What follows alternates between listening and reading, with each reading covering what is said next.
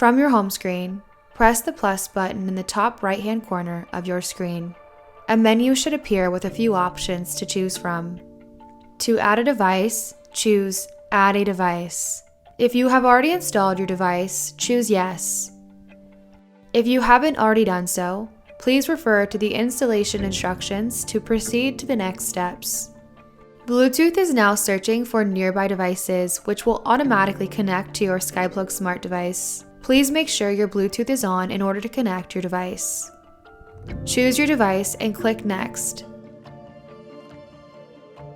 If your device is not found, try scanning the QR code found on the welcome card or on the back of the SkyPlug smart device.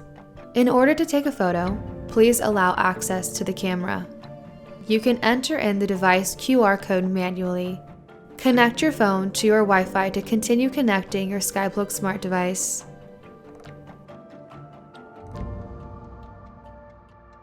Once connected, click Next. Now that your device has connected, type in a name for your device. Choose the room that you want the device to be located or create a new room. You have successfully connected your SkyPlug smart device to your SkyHome app.